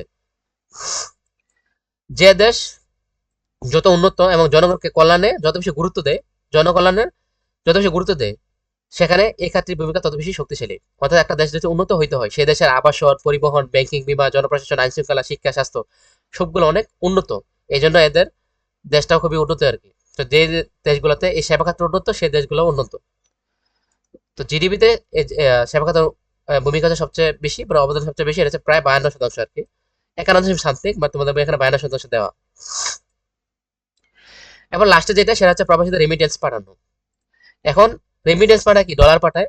তো যে দেশের ধরো ডলার সিস্টেম যত বেশি উন্নত, সেই দেশের হচ্ছে গিয়ে এই মুদ্রার মান তত বেশি ভালো হয় আর কি, হ্যাঁ। তো ফলে এই রেমিটেন্সের ভূমিকা অনেক বেশি বলা যায়। তো বাংলাদেশের অর্থনীতিতে প্রবাসীদের পাঠানো অর্থ বিরাট ভূমিকা রাখে। তবে তাদের জন্য সরকার সুযোগ সুবিধা যতটা দেওয়া দরকার ততটা নাই। তবুও তারা দেশের অর্থনীতির একটা মূল স্তম্ভ হিসেবে কাজ করে থাকে আর কি। সরকার তাদের অনেক সুযোগ সুবিধা দিলেও পর্যাপ্ত পরিমাণ দিতে পারে না, কিন্তু এর একটা অনেক পাঠক। কারণ ইকোনমিক সিস্টেম কাজ করা হচ্ছে কি তোমার, রিজার্ভ কি পরিমাণ আছে, রিজার্ভ মানে একটা দেশের কি পরিমাণ বৈদেশিক মর্যাদা আছে, মানে মুদ্রা আছে, তোমার হচ্ছে গিয়ে তোমার রপ্তানি আমদানি লেনদেনের জন্য আর কি। সেটাকে বলা হয় ওই দেশের রিজার্ভ, মানে সংরক্ষিত যে মুদ্রাটা। তো এখন বাংলাদেশ তো আর ডলার ছাপাতে পারবে না, টাকা ছাপাবে। তো টাকা দিয়ে তো লাভ নাই। কারণ তুমি সৌদি থেকে কিছু কিনতে যাচ্ছ, বা ধরো হচ্ছে গিয়ে ধরো ইটালি থেকে কিছু কিনতে যাচ্ছ, আফ্রিকা থেকে কিছু কিনতে যাচ্ছ, তো বাংলাদেশের টাকা দিলে তো দিবে না, কারণ এই টাকা তো ওই দেশে চলবে না। তো তারা একটা আন্তর্জাতিক একটা মুদ্রা লাগে, যেটা দেশে সে লেনদেন করতে পারবে। তো সেটা হচ্ছে বর্তমানে ডলার দিয়ে করা হয়। তো এই জন্য ডলারের রিজার্ভ যত বেশি থাকবে তত বেশি ভালো হয় আর কি। তো এই জন্য প্রবাসী যে টাকা পাঠাচ্ছে, তো তারা তো ধরো সৌদির রিয়াল পাঠায়, বা কুয়েতিয়ান, বা ধরো দিনার পাঠায়। এগুলো তো আবার বাংলাদেশে চলবে না, ফলে এটা কনভার্ট করে ডলারে পাঠায়। তো বাংলাদেশে এটা চলবে না, কিন্তু অন্যান্য দেশের যে বাণিজ্য, সে বাণিজ্যের ওই টাকাটা তখন হেল্প হবে আর কি। তো এই জন্য ডলারের মাধ্যমে লেনদেনটা হয়। এই জন্য প্রবাসী যে টাকা পাঠায়, এটা ডলার মাধ্যমে বাংলাদেশে আসে। ফলে অর্থনীতি অনেক বেশি চাঙ্গা হয়, রিজার্ভ তত বেশি বাড়ে আর কি। ফলে আমদানি রপ্তানিতে একটা বড়, বিরাট বড় ভূমিকা থাকে। তো এই জন্য হচ্ছে গিয়ে তোমার প্রবাসীদের যে রেমিটেন্স পাঠায়, এটা অনেক বড় একটা মূল স্তম্ভ। আধুনিক রাষ্ট্রে কৃষি, শিল্প, ব্যবসা, সেবা, এই খাতগুলোর গুরুত্ব কোনোটা হচ্ছে কোনোটা কম নয়। তুমি একটা ধরো কৃষি অবদান 12%, তাই বলে যে কৃষি যে উৎপাদনগুলো আছে, যে খাতগুলো আছে, এগুলো যদি না করা হয়, সব কিন্তু বাইরের দেশে কিনতে পারবে, পারবে না। তো এই জন্য হচ্ছে গিয়ে কোনো সেক্টরে শুরু করে দেখার সুযোগ নেই। যদিও জিডিপিতে এটার প্রভাব অনেক কম, কিন্তু দেশের প্রয়োজনে সেটা অনেক বেশি। এই জন্য কোনো সেক্টরকে কি করে শুরু করে দেখা উচিত নয়। কৃষিখাত দেশের মানুষের খাদ্য চাহিদা পূরণ করার পাশাপাশি শিল্পের জন্য কাঁচামাল সরবরাহ করে। এই যে আমরা বললাম ধরো চামড়া শিল্প বিভিন্ন ধরনের, এদের গৃহপালিত পশুপালন করে, এটা কি কৃষিকাজ না? কিন্তু এই যে চামড়া শিল্পটা যে গড়ে উঠছে, বা ধরো পোশাক শিল্পটা যে গড়ে উঠছে, এর যে কাঁচামাল লাগবে, সুতা লাগবে, এগুলো তো গ্রামীণ অর্থনীতি থেকে আসে। তার মানে এটা এদের শিল্পে ভূমিকা রাখলো কে? কৃষিখাত। তার মানে একটা খাত আর একটা খাতে ভূমিকা রাখে আর কি। আবার ধরো আমরা সেবা খাত, ধরো বলতেছি মেডিসিন তৈরি করবে, তো এটার জন্য যে বিভিন্ন ধরনের যে ভেষজ উদ্ভিদগুলো লাগবে, উপাদানগুলো লাগবে, এগুলো কৃষি খাত থেকে আসতেছে। ফলে একটা খাত আরেকটা খাতের উপর নির্ভরশীল আর কি। শিল্প খাত খাদ্য, বস্ত্র, ঔষধ, আবাসন প্রভৃতির চাহিদা মেটানো ছাড়াও নাগরিকদের জন্য কর্মসংস্থান সুযোগ সৃষ্টি করে থাকে। এতে আমরা বিভিন্ন ধরনের প্রক্রিয়া যে খাদ্যগুলো আছে বা পোশাক বানায়, বিভিন্ন ওষুধ তৈরি করে, বিল্ডিং বানায়, এই শিল্প খাদ্য এই সুযোগ সুবিধা নাগরিকদের দিচ্ছে। এছাড়াও একটা কর্মসংস্থানের সুযোগ সে দিচ্ছে, কারণ এই সকল ইন্ডাস্ট্রিগুলোতে অনেক কর্মী দরকার পড়ে, ফলে অনেক লোক এখানে কাজ করতে পারে, ফলে তাদের এখানে একটা কর্মসংস্থান হচ্ছে। তারা জনগণের চাহিদা মেটানো ছাড়াও কর্মসংস্থান ভূমিকা সে রাখতেছে। ব্যবসা খাত ব্যবসা খাত অভ্যন্তরীণ বাজারে পণ্য সামগ্রীকে সহজলভ্য করার পাশাপাশি বিদেশ থেকে মূল্যবান বৈদেশিক মুদ্রা উপার্জন করে। তাহলে ব্যবসা খাতের ফলে তোমার হচ্ছে ব্যবসায়িক পণ্য কেনাবেচা হলে ভালো কথা, কিন্তু বাইরে রপ্তানি করার ফলে বৈদেশিক মুদ্রা তো আসতেছে, তাহলে এখানে তো একটা বিরাট বড় ভূমিকা আছে। আবার সেবা খাতের কাছে জানি আমরা যে বাংলাদেশের মানুষের বা কোনো একটা দেশের মানুষের জীবনযাত্রার মান যেন উন্নত হয়, সেটাতে ভূমিকা রাখে। এভাবে প্রত্যেকটা খাতের ভূমিকা অনেক বেশি। এই ছিল অর্থনৈতিক খাতটা আর কি। এখন আমাদের কাজ হচ্ছে এই যে বাংলাদেশের অর্থনীতির সম্ভাবনাটা কিরকম সেটা জানা। সম্ভাবনা বুঝতে পারলে সেটা গুরুত্ব বুঝতে পারবো, গুরুত্ব বুঝতে পারলে পারলে আমরাও সেই পরিমাণ মানে দক্ষ জনসম্পদে পরিণত হতে পারবো আর কি। এখন কি কি সেক্টরে কি পরিমাণ সম্ভাবনা আছে সেটা যদি আমরা দেখতে চাই, তো বাংলাদেশ একটা উন্নয়নশীল দেশ। উন্নয়নশীল দেশ বলা হয় যেটা ক্রমে ধারাবাহিকভাবে উন্নয়ন হচ্ছে আর কি। মানে আগে গরিব ছিল, এরপর কিছু কিছু সেক্টর সে ডেভেলপ হয়েছে, আবার কিছু কিছু সেক্টর ডেভেলপ হবে, এইভাবে সবার সাথে সাথে সে বিভিন্ন সেক্টরে উন্নতি করতেছে, ওইদেরকে বলা হয় উন্নয়নশীল দেশ। আর কোন কোন দেশ আছে যারা অলরেডি অনেক উন্নত, এদেরকে বলা হয় উন্নত দেশ আর কি, ঠিক আছে। আর কোন কোন দেশের শিক্ষা খাত বিভিন্ন খাতে অনেক পিছিয়ে আছে, এগুলোকে বলে অনুন্নত দেশ আর কি, ঠিক আছে। তা বাংলাদেশ অনেক সেক্টর অনেক ভালো, এই জন্য বলা হচ্ছে উন্নয়নশীল দেশ। স্বাধীনতার পর অর্থনীতির নানা ক্ষেত্রে আমরা যথেষ্ট উন্নতি হয়েছে। আমরা বাংলাদেশের প্রাচীনকাল থেকে শুরু করে ইংরেজদের আমল থেকে শুরু করে পাকিস্তান আমল থেকে শুরু করে স্বাধীনতা যুদ্ধ পুরোটাই পড়ছি। ওখানে আমরা দেখছিলাম কিভাবে মানুষের পেশাগুলো শিফট হয়েছিল আর কি। তো বাংলাদেশের স্বাধীনতার পরে হচ্ছে অর্থনীতির অনেক উন্নত হয়েছে, কারণ দেখা গেছে শাসন ব্যবস্থা চেঞ্জ আসছে। আগে আগে যেভাবে শোষণ করতে পারছে এখন সেভাবে শোষণ করতে পারে না, ফলে বিভিন্ন ধরনের শিল্প কারখানা গড়ে উঠছে, মানুষ স্বাধীন হয়েছে, অনেক কর্মসংস্থান হয়েছে, ফলে আমাদের জীবন ব্যবস্থার মান অনেক উন্নয়ন হয়েছে। যেমন কলোনি যুগে যে উপনিবেশ বাদ যে যুগটা, ওই যুগে যখন বসবাস করছিল তখন অবস্থা খুবই খারাপ ছিল, শোষণ ছিল। এই জন্য আমরা দেখছি বিভিন্ন ধরনের সিপা বিপ্লব, ডিল বিপ্লব, বিভিন্ন ধরনের বিপ্লব হয়েছিল। এখন ঠিক আছে, স্বাধীনতার পরে বাংলাদেশের অর্থনীতি অনেকটা উন্নয়ন স্বাধীন হয়েছে, কিন্তু অন্যান্য দেশে যেভাবে উন্নতি হয়েছে বাংলাদেশে সেভাবে উন্নতি হয় নাই। এখানে অনেকগুলো বাধা ছিল, অনেকগুলো কি ছিল, বাধা ছিল। সে বাধাগুলো কি দেখো, সুশাসন ও গণতন্ত্রের অভাব, দুর্নীতি, দারিদ্র, শিক্ষার অভাব। অর্থাৎ বাংলাদেশে যেটা হয়েছে, এখানে সুশাসন নাই, দেখা যাচ্ছে আইন শৃঙ্খলা বাহিনীও আইন মানতেছে না। আবার গণতন্ত্রের অভাব, ওই যে রাজনৈতিক দলগুলা, ওই যে ফেসিবাদী সরকার কায়েম হয়ে যায়, রাজনৈতিক দলগুলা মধ্যে সমন্বয় নাই, এই জন্য এখানে গণতন্ত্র ঠিকমতো চর্চা হচ্ছে না। অর্থনৈতিক যেই প্রতিষ্ঠানগুলো আছে সেখানে অনেক দুর্নীতি হচ্ছে। আবার দেখা যাচ্ছে বেশিরভাগ অঞ্চলে কি থাকে, গরিব মানুষ থাকে, তো এখানে দারিদ্রতাও পিছু ছাড়তেছে না। আবার শহরের তুলনায় গ্রামের শিক্ষা ব্যবস্থা অনেকটা অনুন্নত রয়ে গেছে। তো সবগুলা মিলাইয়া সুশাসন, গণতন্ত্রের অভাব, দুর্নীতি, দারিদ্র, শিক্ষা সবগুলা মিলে অনেক সেক্টরে বাংলাদেশ এখনো কি করতে পারে না, ওই পরিমাণ উন্নত ডেভেলপ করতে, উন্নত সাধন করতে পারে নাই। যদিও এত তো সমস্যা আছে, তবেও কিছু কিছু ক্ষেত্রে বাংলাদেশে কি আছে, চমৎকার সম্ভাবনা আছে।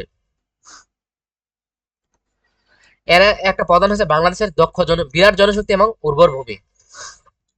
বাংলাদেশের ছোট দেশ হলেও এখানে কিন্তু মানুষ বেশি, ফলে কিছু কিছু সুযোগ সুবিধা যদি দেওয়া যায়, তো প্রত্যেকটা জনশক্তি দক্ষ জনসম্পদে পরিণত হবে, তো তারা বিভিন্ন ধরনের সেবা দেশকে দিতে পারবে।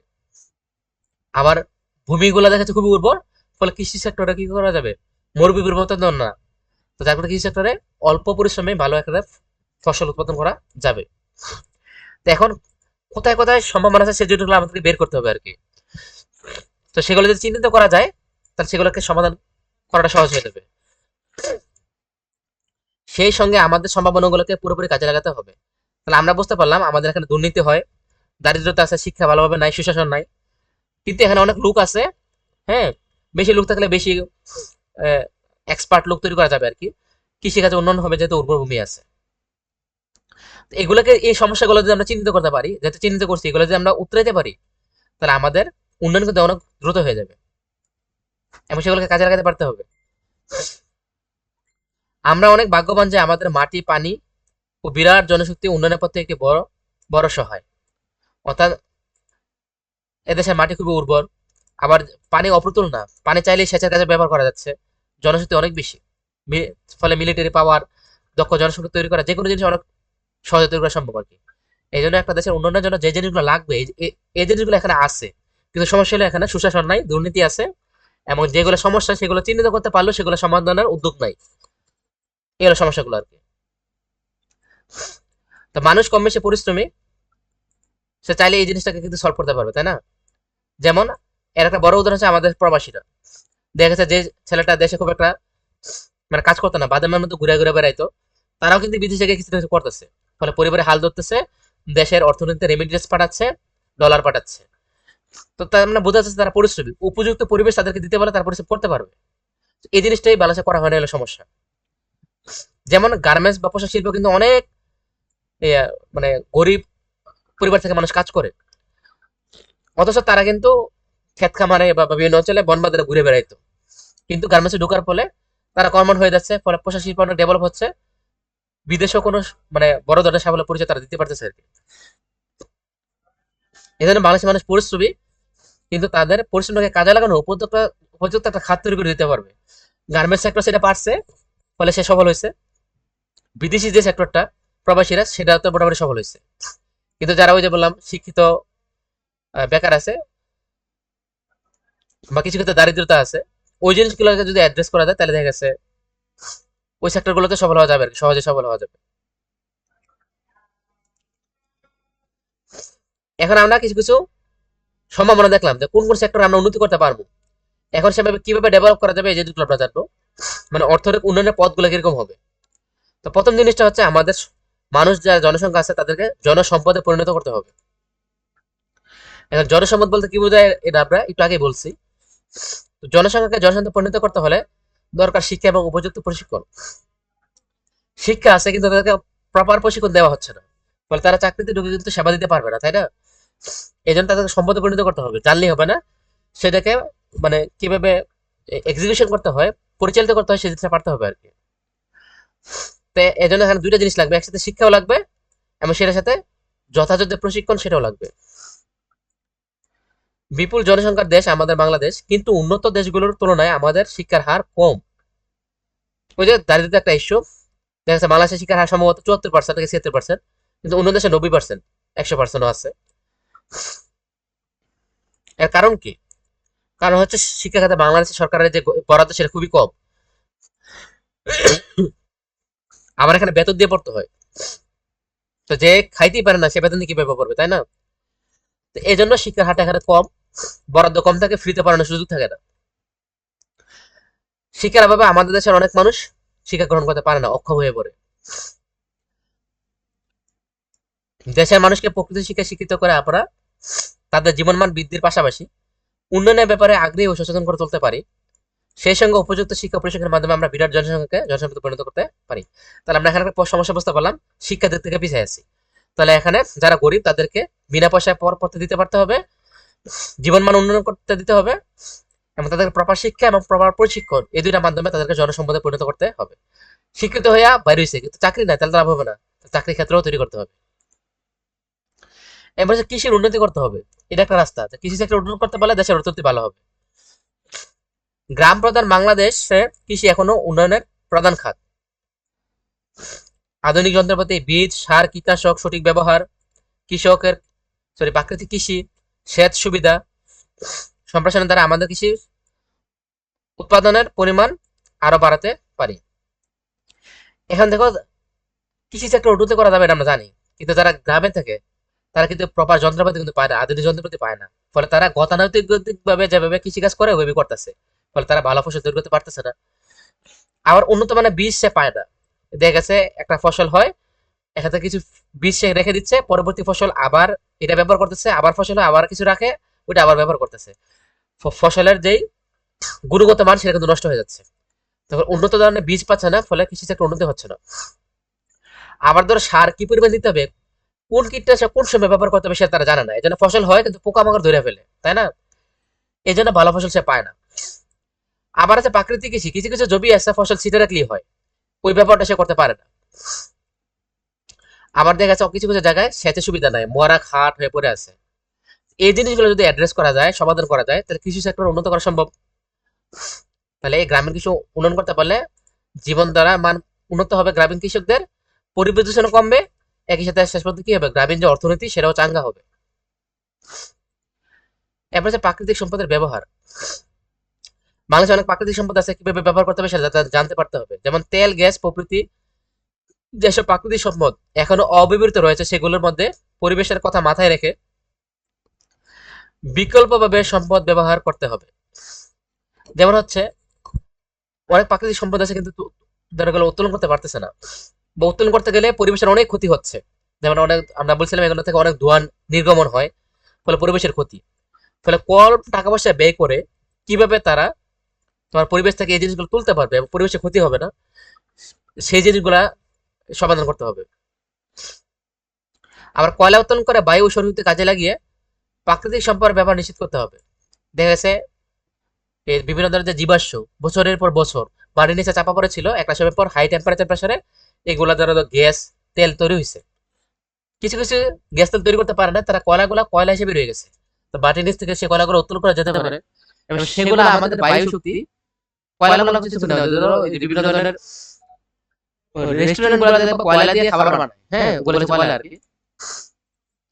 ওই কয়লাগুলো দিয়ে হচ্ছে কি পরবর্তীতে বায়ু সৌরশক্তি তৈরি করা সম্ভব। তাপ বিদ্যুৎ তো বাংলাদেশে আছে। তো কয়লা বিদ্যুৎ করতে পারলে তাহলে গ্যাস লাগতেছে না, বাইরে দেশ থেকে তেল কিনে আনা লাগতেছে না, ফলে বিদ্যুৎ তৈরি করা সম্ভব আর কি। তো কয়লাগুলো উত্তোলন করে বাড়তে হবে। প্রাকৃতিক সম্পদ যেগুলো আছে সেগুলো যদি কম টাকা ইনভেস্ট করে পরিবেশের ক্ষতি না করে উত্তোলন করা যায় এবং সেগুলো যে বিকল্প ব্যবহার সেগুলো যদি কাজে লাগানো যায়, তাহলে দেখা যাচ্ছে বাংলাদেশের অর্থনীতি আগায় যাবে। তার প্রাকৃতিক সম্পদ যেগুলো আছে সেগুলো প্রপার ব্যবহার করতে পারতে হবে।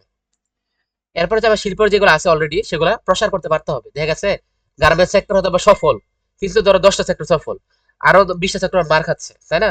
তো সেগুলোকে কিভাবে ভালো করা যায়, উন্নত করা যায়, প্রতিটা ধরো জেলা শহরগুলোতে ছড়াই ছিটা দেওয়া যায়, সম্প্রসারণ করা যায়, সেই জিনিসগুলো ভাবতে হবে। তাহলে শিল্পের যদি প্রসার হয় তাহলে উন্নতি সহজেই হবে। এখন শুধু গার্মেন্টস না, আমাদের ওষুধ আছে, সিমেন্ট আছে, সিনেমাক্স সহ যে সেক্টরগুলো আছে এগুলোকে যদি প্রপার ইউটিলাইজ করা যায়, ব্যবহার করা যায়, জেলা জেলা ছড়া ছিটা দেওয়া যায়, সম্প্রসারণ করা যায়, তাহলে এগুলো থেকে কিন্তু অনেক টাকা পয়সা আসবে, একই সাথে অনেক কি যেন বলে উৎপাদন করা যাবে। উৎপাদন করলে কিন্তু তখন কিন্তু পণ্যের দাম কমে যাবে, ফলে মানুষ সহজে এগুলো কিনতে পারবে। আবার অনেক মানুষের কর্মসংস্থান এখানে হবে আর কি। তো ফলে এই শিল্পগুলার, এই সেক্টরগুলা প্রসারণ করা দরকার, যাতে মানুষের দেশে যে চাহিদা আছে সেই চাহিদাগুলা পূরণ করার পাশাপাশি বিদেশের জন্য রপ্তানি করতে পারি।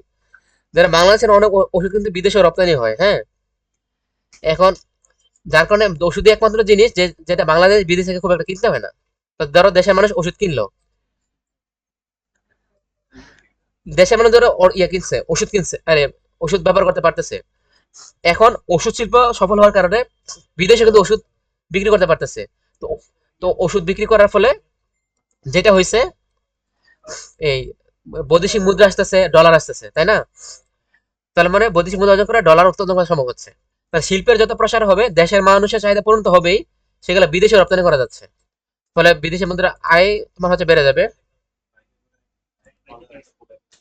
ফলে আমাদের অর্থনীতি শক্তিশালী হবে আর কি। তাহলে অর্থনীতি শক্তিশালী হবে, তো বৈদেশিক মুদ্রা আয়ের পরিমাণ বেড়ে যাবে, অর্থনীতি শক্তিশালী হবে।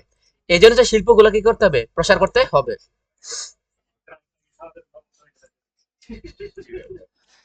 এরপর হচ্ছে অবকাঠামো নির্মাণ। মনোযোগ চলে যাচ্ছে ভাই, প্লিজ আরেকটু বাকি আছে, শেষ করে দিচ্ছি। এরপর হচ্ছে অবকাঠামো নির্মাণ। অবকাঠামো নির্মাণ মানে আমরা কি কি পড়ছিলাম? ধরো সড়ক রেলপথ আছে, তোমার হচ্ছে সেতু পথ আছে, বা পানি যে সেক্টরটা আছে, সমুদ্র পথ আর কি, বা নদী পথ, বা ধরো হচ্ছে গিয়ে এই বিভিন্ন যে গ্যাস ফিল্ড আবিষ্কার হয়, সেখানে যে বিদ্যুৎ গ্যাসগুলো আছে এগুলো সরবরাহ করে এক জেলা থেকে আরেক জেলায় ধরো হচ্ছে কি পৌঁছে দিতে হবে, পাইপলাইনের মাধ্যমে বিদ্যুৎ গ্যাস ধরে নিয়ে যায়, সেগুলোকে যদি সম্প্রসারণ করা যায়, তাহলে দেখা যাচ্ছে অর্থনীতি উন্নয়ন দ্রুতই ঘটবে আর কি। তা না হলে কৃষি, বাণিজ্য, সেবা খাত কোনো ক্ষেত্রে কি করতে পারবে না, উন্নত করতে পারবে না। কিছু কিছু জেলা এখনো রয়ে গেছে, বিশেষ করে ঢাকার খুবই জঞ্জাল জায়গা থেকে, খুবই খারাপ অবস্থা, তাই না? আবার কিছু কিছু জেলা আছে ধরো সুপেয় পানি, নিরাপদ পানি পাওয়া যায় না। আবার কিছু কিছু জেলা আছে যেগুলোতে গ্যাস এবং বিদ্যুতের খুবই সংকট, যেমন গ্রামের দিকে কারেন্ট থাকে না, বলা যায়, চলা যায়। তো এগুলোকে যদি অ্যাড্রেস করা যায়, অবকাঠামো উন্নয়ন যদি করা যায়, তাহলে দেখা যাচ্ছে উন্নয়নটা দ্রুত হবে। নাহলে শুধুমাত্র কৃষিক্ষেত্রে উন্নয়ন করলাম, সেবা খাতে উন্নয়ন করলাম, অবকাঠামোগত উন্নয়ন করলাম না, তার কোনো লাভ নাই। যোগাযোগ ব্যবস্থা ভালোটা হলে লাভ আছে, এই আর কি। তো এই জন্য আমাদের অবকাঠামো যে আহ, উন্নয়নটা আছে সেটাকে গুরুত্ব দিতে হবে। তবে এখানে অবকাঠামো বিভিন্ন ধরনের নির্মাণ করতে গিয়ে এখানে কিন্তু পরিবেশের অনেক ক্ষয়ক্ষতি হয়।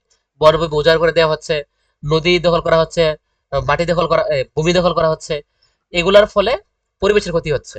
তো এগুলোকে মাথায় রেখে যদি নির্মাণ করা যায় এবং বিকল্প যে বৈজ্ঞানিক পন্থা সেগুলো যে আবিষ্কার করা যায় এবং সেগুলোকে যে কাজে লাগানো যায়, তাহলে দেশের অর্থনীতি খুব আগে দ্রুত আগে যাবে আর কি। ঠিক আছে? এরপর হচ্ছে এখন দেখা যাচ্ছে আমি, ঠিক আছে, ভাবলাম বিভিন্ন সেক্টরে আপনাকে উন্নয়ন করতে হবে, কৃষি সেক্টর করা লাগবে, প্রাকৃতিক সম্পদ ভালোভাবে ব্যবহার করা লাগবে, শিল্পের উন্নয়ন করতে হবে, অবকাঠামো উন্নয়ন করতে হবে, ঠিক আছে। কিন্তু এগুলোর জন্য কিন্তু যথাযথ পরিকল্পনা দরকার এবং সেগুলা নীতিমালা প্রণয়ন করতে হবে এবং সেগুলো উদ্যোগ নিলে হবে না, বাস্তবায়ন করতে পারতে হবে, তাই না? এই জন্য পরিকল্পনা প্রণয়ন করতে হবে, সেগুলো যদি ভালোভাবে বাস্তবায়ন করা যায় এবং সুদূর প্রসারী পরিকল্পনা, অর্থাৎ ধরো দেশের জনগণ একটা চাইছে অথবা কোনো একটা এলাকার লোক চাইছে, আন্দোলন করছে, আর আমি মাইনে মাইনে ফেললাম, এটা হওয়া যাবে না। এটা সুদূর প্রসারী হইতে হবে, দেশের জন্য ভালো হবে কিনা খারাপ হবে কিনা, কত বছর পরে প্রভাব কিরকম হবে, সেগুলা সুদূর প্রসারী পরিকল্পনা নিতে হবে এবং সেগুলো সুষ্ঠু বাস্তবায়ন করতে হবে। কারণ কি, এগুলো অনেক দুর্নীতি হয়, টাকা পয়সা খেয়ে ফেলে, অর্ধেক টাকা ব্যয় করে না। ফলে অর্থনীতি তো দুর্বল হয়ে যাচ্ছে আর কি। বড় বড় বাজার দেয় কিন্তু খেয়ে ফেলে, তো সমস্যা। তো এই জন্য সুষ্ঠু বাস্তবায়ন করতে হবে আর কি। আবার এই জন্য যারা এখানে তোমার হচ্ছে পরিকল্পনাগুলো প্রণয়ন করবে এবং বাস্তবায়ন করবে, তাদের সবাইকে কিন্তু দেশের যে স্বার্থটা এবং প্রকৃতির যে সুরক্ষা সেটাকে মাথায় রাখতে হবে। দেশের স্বাস্থ্য মানে বুঝতে হবে, প্রকৃতি যেন ক্ষতিগ্রস্ত না হয় সেটা সুরক্ষা করতে হবে। ধরো মানুষের উপকার করে একটা বানাইলাম, কিন্তু ধরো নদী পথের ধরো অপকার হচ্ছে, তো ওখানকার যে বাস্তুসংস্থান, এখানে যে মাছ বসবাস করে তাদের কি হবে, ক্ষতি হবে। বা মানুষের প্রয়োজনে এরকম একটা জিনিস বানালাম যেগুলো তো ধরো ভূমিতে চলে যাবে একটা সময় পর, তাহলে এখানে যে ব্যক্তি থাকতেছে বা গাছপালা থাকতেছে তাদের ক্ষতি হচ্ছে। তো প্রকৃতির বিষয়টা মাথায় রাখতে হবে। আবার শুধুমাত্র নিজের পকেট বললাম এটা করা যাবে না, দেশের স্বার্থ রক্ষা করতে হবে। তো এই জিনিসগুলো মাথায় রাখতে হবে আর কি। এখন হচ্ছে দক্ষ জনশক্তি আমরা তৈরি করা লাগবে। তো এর প্রথম হইতে পারে মানব সম্পদ যেটা আছে সেটা উন্নয়ন করা আর কি। এখন ঠিক আছে, আমরা উপকার মধ্যে বললাম বাংলাদেশে অনেক মানুষ আছে, কিন্তু এগুলো যদি অদক্ষ থেকে যায়, এগুলো যদি এক্সপার্ট না হয় কোনো কোনো ফিল্ডে, তাহলে তো লাভ নাই, তাই না? এই জন্য দক্ষ মানুষ যত বেশি হবে, দেশের অর্থনীতি কি হবে, তত বেশি গতিশীল হবে। দক্ষ মানুষ রাষ্ট্রের অর্থনৈতিক সম্পদে পরিণত হয়। ধরো যে বেকার, বেকার বলতে ধরো লেখাপড়া করে নাই, সে তো সর্বোচ্চ রিক্সা চালাবে বা ধরো কোনো একটা নর্মাল কাজ করবে, তাই না? মুড়ি বেচবে। তো সে দেশে যতটুকু উপকার করলো, দেশের যতটুকু উপকার করলো, একজন ইঞ্জিনিয়ার, একজন ডাক্তার বা একজন বড় শিল্পপতি, সে কিন্তু দেশের অর্থনীতি এর চেয়ে বেশি বড় ভূমিকা রাখবে, তাই না? এদের মানুষ যত বেশি দক্ষ হবে, দেশের তত বেশি লাভ আর কি। আর পক্ষান্তরে যারা অদক্ষ আছে তাদের কিন্তু কিছুই করা যাচ্ছে না, ফলে তারা রাষ্ট্রের বোঝা হিসেবে থেকে যাইতেছে আর কি। এই জন্য দক্ষ মানুষ যারা, তারা দেশের সম্পদ এবং তাদেরকে বলা হয় মানব সম্পদ। বিশ্বব্যাংকের তথ্য মতে, বিশ্বব্যাংক মানে হচ্ছে ওয়ার্ল্ড ব্যাংক, তারা বিভিন্ন দেশে বিভিন্ন জরিপ চালায় আর কি। বিভিন্ন সেক্টর কি কি অবদান রাখতেছে, কি করতেছে না করতেছে, জরিপ চালায় এবং সেগুলো রিপোর্ট আকারে তৈরি করে আর কি। তো বিশ্বব্যাংক 2023 সালে একটা তথ্য দিছে যে চীনের মধ্যে 141 কোটি মানুষ বসবাস করে। তাদের প্রত্যেকের জন্য শিল্প, স্বাস্থ্য, বাসস্থান, এই সুযোগ সুবিধাগুলো আছে। তাহলে দেখো, প্রায় 150 কোটি মানুষ, কিন্তু তাদের কারো শিক্ষার অভাব হচ্ছে না, স্বাস্থ্যের অভাব হচ্ছে না, চিকিৎসার অভাব হচ্ছে না, বাসস্থানের অভাব হচ্ছে না। তো এর ফলে লাভ কি হয়েছে, এত জনগোষ্ঠী থাকার ফলে তাদের অর্থনীতিতে সবাই কোনো না কোনো ভূমিকা রাখতে পারছে, কারণ সবাই তো শিক্ষিত, সবারই থাকার জায়গা আছে, সবার সুস্বাস্থ্যের অধিকারী। যার ফলে যেটা হয়েছে, তাদের অর্থনীতির উন্নয়ন হয়েছে। ধরো 150 কোটি মানুষ, এর মধ্যে 100 কোটি মানুষ হচ্ছে ধরো শিক্ষিত, তো বাকি 50 কোটি মানুষ শিক্ষিত না, দেশের জন্য বোঝা, অর্থনীতি ভূমিকা রাখতে পারতেছে না। কিন্তু 150 কোটি মানুষের জন্য যদি কি করা যায়, প্রপার শিক্ষা দেওয়া যায়, তাদের চিকিৎসা দেওয়া যায়, বাসস্থান দেওয়া যায়, ফলে তারা কিন্তু এক একটা মানব সম্পদে পরিণত হবে, দেশের ভূমিকা অনেক বেশি রাখতে পারবে, তাই না? এই জন্য চীনা খুব উন্নত দেশ। কারণ কি, তারা দেশে যত জনশক্তি আছে, তারা মানব সম্পদে পরিণত হতে পারছে, ফলে তাদের অর্থনীতি দ্রুত উন্নত হয়েছে। বাংলাদেশেও মানুষ কম না, প্রায় 20 কোটি, কিন্তু অনেকে বেকার, অনেকে গরিব, অনেকে আবার এক্সপার্ট না, পাস করছে কিন্তু স্কিল জানে না। তো সব মিলাই জেলাই যদি শিক্ষিত করা যায়, দক্ষ বানানো যায়, তাহলে কি হবে, মানব সম্পদে পরিণত হবে, বাংলাদেশের অর্থনীতি দ্রুত উন্নয়ন হবে। এখন ধরো এই মানব সমষ্টিকে মানব সম্পদে পরিণত করার উপায়, এখন ঠিক আছে ভালো কথা, আমি জানলাম মানব সম্পদে পরিণত করতে পারবো, এখন কেমনে করবো এটা আমাকে জানতে হবে। কি কি উপায় আমি তাদেরকে মানব সম্পদে পরিণত করতে চাই? প্রথম হচ্ছে মান সম্বন্ধে শিক্ষা লাগবে। শিক্ষা যদি ভালো না হয় তাহলে লাভ নাই তো, হাবি জাবি শিক্ষা তো লাভ নাই। এই জন্য শিক্ষার মান ভালো হইতে হবে। উন্নত স্বাস্থ্য এবং বাসস্থান নিশ্চিত করতে হবে, অর্থাৎ তারা যেন ভালো চিকিৎসা পায়, তাদের স্বাস্থ্য যেন সুস্বাস্থ্য যেন থাকে, তারা যেন সুস্থ থাকে, কাজ যেন করতে পারে, প্রত্যেকের যেন থাকার জায়গা থাকে, এগুলো নিশ্চিত করতে পারতে হবে। ব্যাপক কর্মসংস্থান, মোস্ট ইম্পর্টেন্ট যেটা, তুমি শিক্ষিত লোক বানাইছো, প্রত্যেকে কর্মীর কাজ করতে পারবে, কোনো সমস্যা নেই। কিন্তু তুমি যদি একটা ইন্ডাস্ট্রি দিতে না পারো, একটা জায়গা দিতে না পারো যেখানে সে কাজ করবে, তাহলে তো লাভ নাই।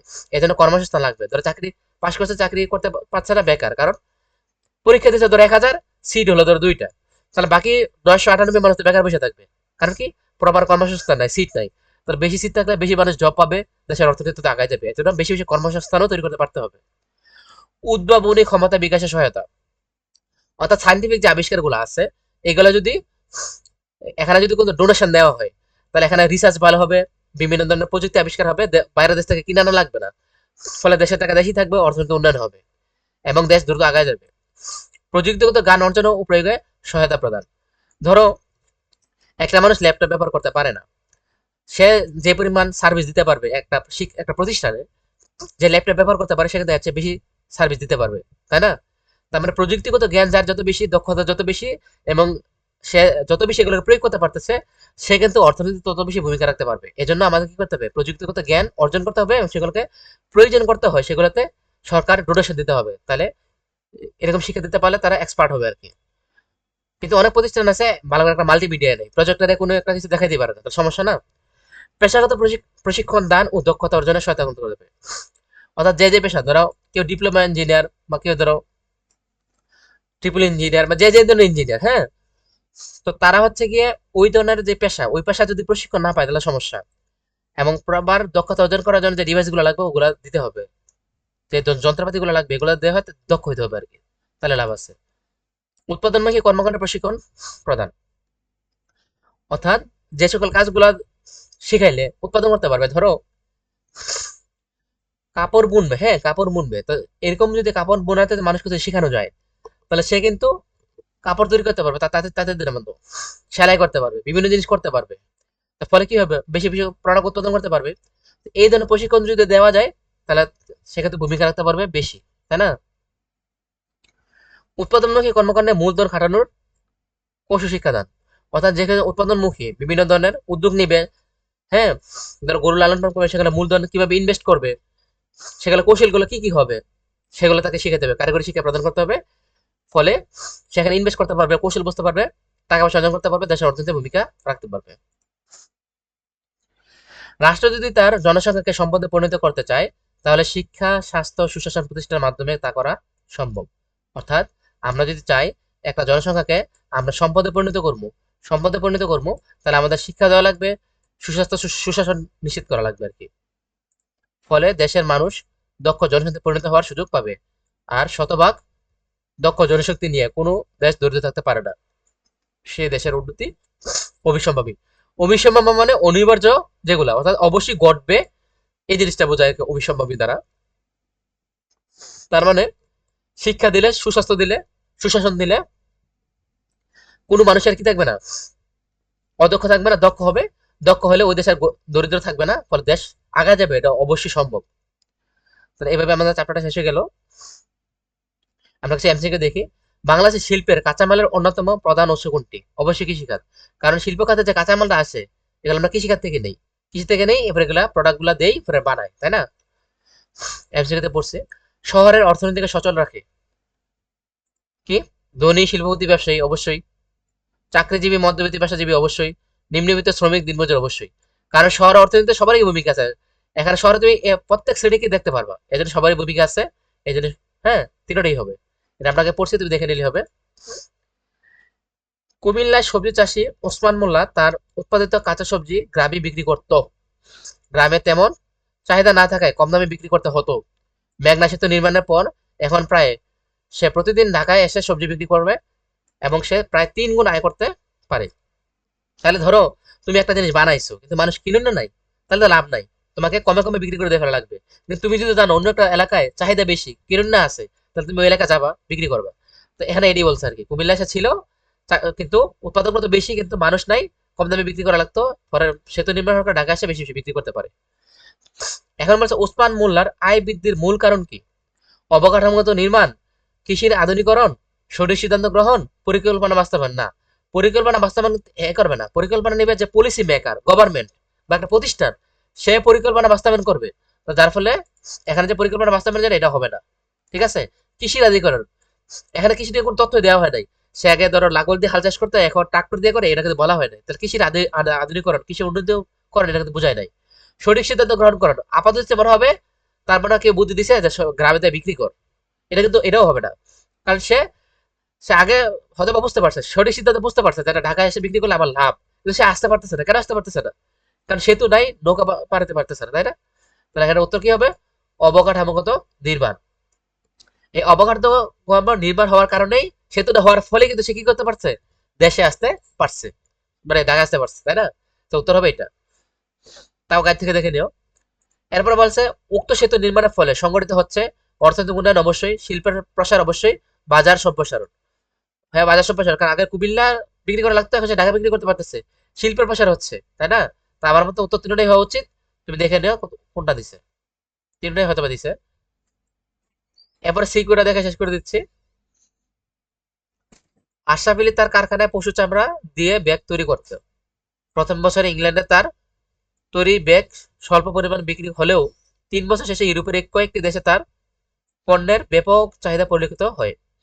অন্যদিকে তার স্ত্রী মিসেস জমিলা প্রতিদিন বাড়ির আঙিনা হাঁস মুরগির খামার থেকে প্রায় শতাধিক ডিম বাজারে বিক্রি করেন। দুজনের যৌথ প্রচেষ্টা তাদের সুখের সংসার।